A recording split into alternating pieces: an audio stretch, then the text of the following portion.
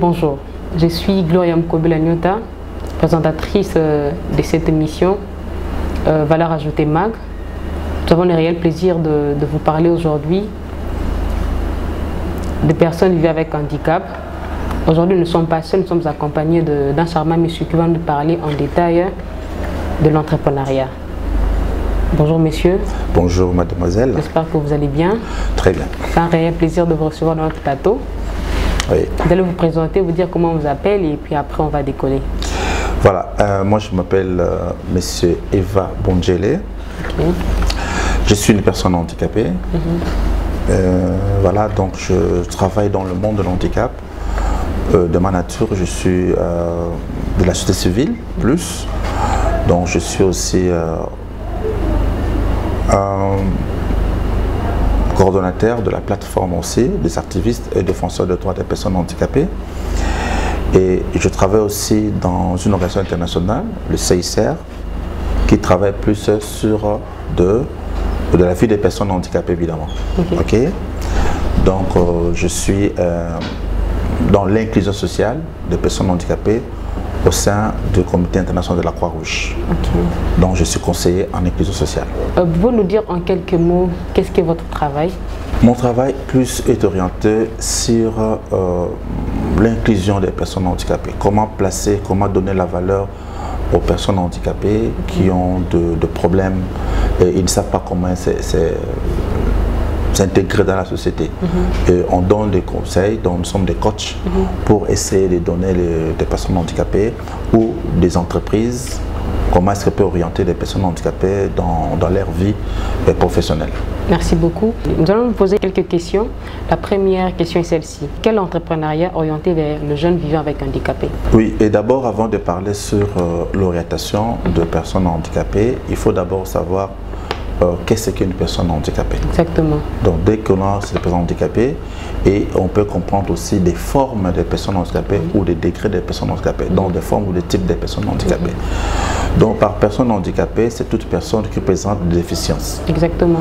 Et ces déficiences peuvent être sensorielles, auditives, moteur, mais cet handicap, cette déficience doit être durable. C'est-à-dire que ça prend du temps. Et à ce moment-là, quand il y a des déficiences et des limitations, qu'une personne peut exercer des activités correctes comme tout le monde, on peut dire que cette personne-là est en situation de handicap. Mais si c'est durable, évidemment, c'est-à-dire que tu as une déficience, mais qui prend du temps, on peut dire qu'on peut te déclarer une personne en situation de handicap. Actuellement, la Convention internationale relative aux droits des personnes handicapées fait allusion aux personnes, de telles personnes, ce sont des personnes handicapées. Donc les termes vivant avec handicap n'est pas trop utilisé pour l'instant. On utilise plus des personnes handicapées ou des personnes en situation de handicap. Évidemment, dans les catégories de handicap, nous, on peut avoir plusieurs types de handicap, mais plus on les classe dans les 4 types de handicap. Il y a des sensoriels, comme des sourds, il y a des visuels comme des aveugles, il y a aussi les neuropathologies, donc c'est comme des handicaps moteurs, donc il y a les membres inférieurs ou supérieurs qui est abîmé, donc il y a aussi des paraplégiques. Donc ça, ce sont des formes de type de handicap. Alors, quand on parle de l'entrepreneuriat, quel type d'entrepreneuriat il faut orienter ces personnes-là. Ces personnes-là. Donc l'orientation fait partie par l'entrepreneuriat. Qu'est-ce qu'on entend d'abord par entrepreneuriat? Il faut savoir aussi l'entrepreneuriat, c'est quoi? C'est juste une activité ou une idée ou un projet qu'une personne mène pour atteindre son projet. Quels sont les mécanismes à faire? Comment est-ce que la personne peut concevoir quelque chose pour le rendre autonome? Dans le cas des personnes handicapées, il y a évidemment, dans le cas de l'entrepreneuriat, il y a aussi plusieurs sortes d'entrepreneuriat. Exactement. Mais ici, chez nous, on va parler plus, ce que nous faisons plus, nous faisons ce qu'on appelle auto-entrepreneuriat. C'est-à-dire que la personne se prend en charge. C'est-à-dire qu'on forme l'individu à devenir autonome, à devenir indépendant. Et ce type d'entrepreneuriat colle bien aux personnes handicapées vu des contextes dans lesquels nous trouvons dans notre pays. Parce qu'il y a pas mal de gens, de personnes handicapées qui ont des problèmes. Énormément, c'est concerne l'accès à l'éducation. Donc, dès lors, pour entreprendre une activité d'une génération de revenus, il faut bien avoir un emploi, il faut avoir une capacité intellectuelle. Et c'est tellement qu'il peut en avoir cette capacité intellectuelle. Est-ce que l'entreprise qui va le prendre réunisse des conditions d'accueil de cette personne? Vous voyez? Donc il y a des personnes qui sont sur fauteuil roulant, il n'y a pas l'accessibilité, donc il faut apprendre à mettre l'accessibilité pour cette personne-là. Il y a aussi dans les entreprises où on a besoin, par exemple, où une personne handicapée veut travailler en tant que personne sourde, est-ce que l'entreprise a des moyens de mettre, par exemple, un interprète en langue des signes à sa disposition? Donc tout ça fait assez que l'accessibilité est difficile pour des personnes en situation de handicap. Vous comprenez? Alors votre question était de savoir quelle orientation de mettre de personnes handicapées. Évidemment, nous orientons, nous par exemple, des personnes handicapées dans le type de handicap. Ici, on travaille plus avec les handicaps moteurs, c'est-à-dire ceux qui ont des déficiences au niveau des jambes et de mobilité. Mais avec mon expérience, nous pouvons toujours orienter des personnes handicapées qui ont d'autres types de handicap. Les aveugles, par exemple, nous pouvons les orienter, et les sourds, on peut les orienter. On oriente une personne handicapée par rapport à sa déficience, comme je l'ai dit. Par sa déficience, on peut l'orienter, parce qu'on ne peut pas demander à une personne qui a fait, par exemple, la paraplégie, de demander de prendre le chauffeur. Tu vois, ça pose un problème. Tu ne peux pas demander, par exemple, cette personne, par exemple, un aveugle, demander de faire un travail, par exemple, de gardiennage. Ça serait compliqué. Ça serait compliqué. Donc voilà, alors on oriente une personne handicapée par rapport à sa pathologie. Qu'est-ce qu'il peut donner? Mais cela ne veut pas dire que lorsqu'on a une personne handicapée, on n'a pas de capacités. On a des capacités, on a aussi des performances à faire. Et c'est là où nous détectons ces performances-là. Dès lors que nous avons des formations d'orientation, on suscite à la personne qu'est-ce qu'elle est capable de faire. Parce que la plupart des personnes handicapées ne se reconnaissent pas. Ils disent que voilà, je suis une personne handicapée, je ne vaux rien. Mais pourtant, il a des capacités.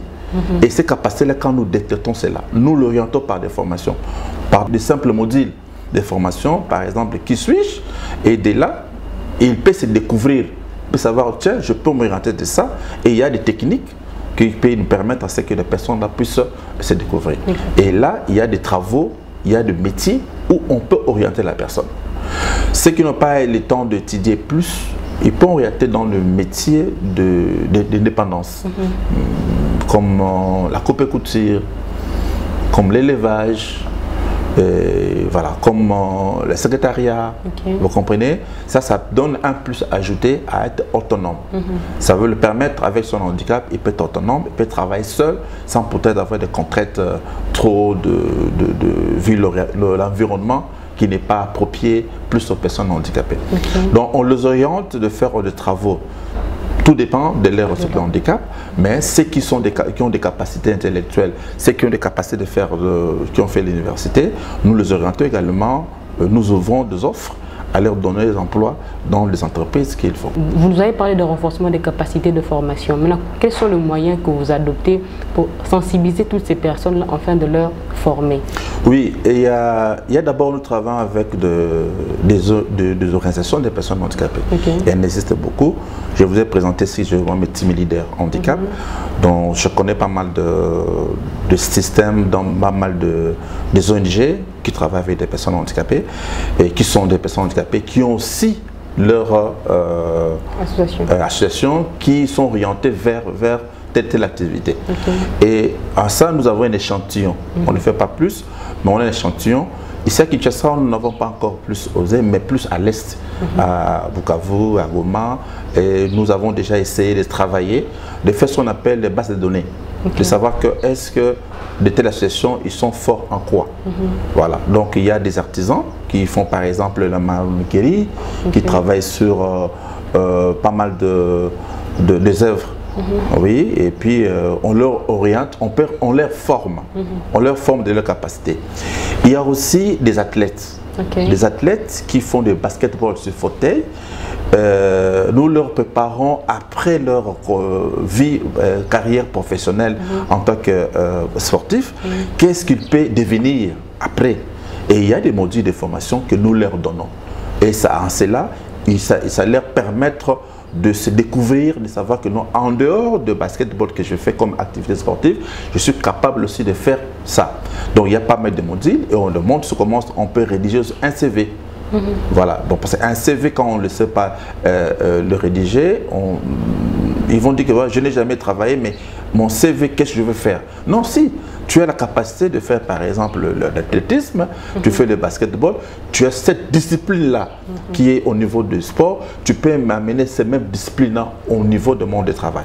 Ça, on les forme avec des modules bien spécifiques. La ville de Kinshasa est entourée de beaucoup d'handicapés. Qu'est-ce qui vous empêche à vous lancer? Oui, il y a la part des choses. Donc, il y a d'abord la volonté politique, à ce qui concerne l'encadrement ou l'orientation des personnes handicapées. Donc, ça d'abord ça. Et nous, les associations, nous, les institutions privées, nous venons en appui. Nous venons qu'en appui. On ne peut pas prendre tout le monde, mais on a de relations, on a de contacts avec certaines fédérations de personnes handicapées à qui nous appuyons pour qu'eux puissent relayer la formation.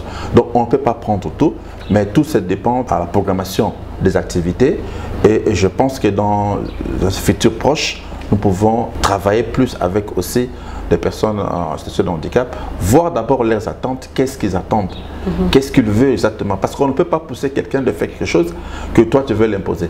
Il faut aussi faire d'abord le mapping, de savoir qu'est-ce qu'ils sont capables de faire cette personne, quelle est sa volonté.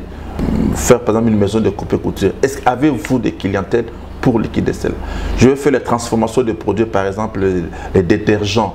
Oui, on peut vous appuyer. Est-ce que vous avez la capacité de le vendre? Vous comprenez? Est-ce que sur le plan compétitif, la qualité de votre produit que vous allez fabriquer, est-ce que ça va répondre aux besoins du marché? Donc tout ça, ce sont des formations qu'il faut vraiment donner en amont avant de commencer une telle activité. Parlons de jeunes handicaps. Oui. Mais quelles sont les difficultés que les jeunes handicapés rencontrent face au lancement de l'entrepreneuriat? Parce que nous savons que 70% de jeunes renferment la population congolaise. Maintenant, jeunes handicapés, quelles sont les difficultés qu'ils rencontrent? La première difficulté que les jeunes handicapés, donc ceux qui sont aujourd'hui, parce que l'handicap ne va pas terminer d'un moment à l'autre, il y a d'abord l'acceptation de famille, l'accompagnement de parents. La famille n'accompagne pas leurs enfants, donc ils n'ont pas une vision de loin par rapport à leurs jeunes enfants handicapés. Avant de parler d'abord de l'entrepreneuriat, il faut voir d'abord, est-ce que j'ai un enfant handicapé à la maison? Comment est-ce que son avenir demain sera comment? Voilà d'abord la première difficulté qu'il y en a, l'accompagnement de jeunes handicapés dans le monde, dans les familles d'abord, et puis à le mener au niveau de leur milieu de vie. Deuxième difficulté, c'est le niveau d'éducation. Oui, on se rend compte que de plus en plus il y a pas mal de jeunes handicapés et vont à l'école. Ça, c'est vraiment un fléau. C'est un fléau. Quand il suffit seulement de circuler dans la ville de Kinshasa, aller dans des maisons, faites les statistiques, combien de personnes handicapées sont dans des maisons que tu as trouvées, et aller au niveau des écoles, combien étudient. Voilà, ça c'est vraiment déjà un problème pour qu'on puisse commencer à rédiger. Parce que faire un entrepreneuriat, il faut rédiger. Exactement. Il faut rédiger, il faut avoir les idées. Ce sont ces idées-là qu'on couche sur le papier, ça devient un projet. Et ces projets, il faut les défendre. Bon, quand bien que certains se retrouvent dans des associations bien faites, mais est-ce qu'ils ont des financements? Ça, c'est vraiment un problème. Les problèmes de financement posent énormément parce qu'il y a des structures ou des ONG internationales, d'autres, qui travaillent, qui cherchent le financement et ils travaillent à leur place. Au lieu de laisser eux-mêmes des personnes handicapées d'aller chercher des financements auprès des ambassades, auprès des internationales, ce sont eux qui travaillent pour eux et ils sont devenus comme leurs mentors, comme leurs leaders pour leur montrer. Mais ça pose un souci de travail. Ça pose un problème. Le problème aussi, c'est le problème de l'accessibilité. Est-ce que ces jeunes gens, comme l'entrepreneuriat ou dans le monde d'emploi, ils sont accessibles? Est-ce que notre système de loi, est-ce que notre système je peux dire de loi de notre pays, est-ce que ça protège des personnes handicapées dans l'entrepreneuriat ou de travailler? Non, je dis non. Parce que c'est un peu difficile. Parce qu'ailleurs, si même on ne travaille pas, mais au moins si la loi est là, ces entreprises-là doivent payer un certain pourcentage pour pallier à ce que les personnes handicapées puissent être autonomes. Vous voyez? Donc chez nous, c'est un peu difficile pour l'instant. Donc tous ces embrouilles de problèmes fait à ce que les personnes handicapées n'arrivent pas, des jeunes handicapés, n'arrivent pas à se sortir. Ce qui fait, ça fait nous les leaders de personnes handicapées, ça fait mal de voir que la jeunesse de demain pour des personnes handicapées n'évolue pas. N'évolue pas, donc nous avons encore du travail à faire là-dessus. C'est vraiment, ça nous pose un problème, des difficultés d'accessibilité dans des financements, des difficultés de mettre un projet vraiment bancable pour des personnes handicapées. L'orientation même de ce projet, oui, ça pose un problème. Et les sites ou les cibles, quel métier, quel travail, qu'est-ce qu'on peut faire de mieux pour des jeunes en situation de handicap. Ok.